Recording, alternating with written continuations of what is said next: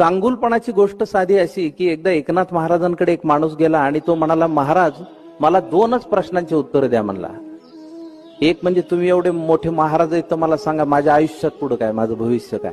आणि दुसरा प्रश्न, लोकांनी तुमच्यावर टीका केली, तुम्हाला शिव्या घातल्या, तरी तुम्ही हसतमुख कसं राहता, त्यांना कसं काही बोलत नाही. ते एकनाथ महाराज म्हणले, तुझ्या पहिल्या प्रश्नाचं उत्तर असं आहे की तुझं आयुष्य ह्याच्यानंतर 8च दिवस राहिले. त्यांनी पटकन नमस्कार केला, निघूनच गेला. तो पुढच्या प्रश्नाचं उत्तरच ऐकलं नाही. 8 दिवस झाले आणि 9व्या दिवशी त्याला जाग आली आणि त्याला लक्षात आलं आपण जिवंत आहे. म्हणला ही महाराजाचीच कृपा आहे, त्यांच्याच आशीर्वादामुळे जगलो. सकाळीच त्यांनी पेढे हारतूर घेतले, महाराजाकडे घेतला, पायावर डोकं ठेवलं, म्हणला महाराज तुमच्यामुळे वाचलो, अशीच कृपादृष्टी आयुष्यभर ठेवा. महाराज म्हणले, काय केलं 8 दिवस तू? काही नाही म्हणला, सगळ्यांशी चांगलं वागलो, बायकोला मारलं नाही म्हणला 8 दिवसात, काही नाही. पोरं कोणत्या वर्गात जाते ते माहित झालं म्हणला, भावाबरोबर जमिनीच्या तुकड्यात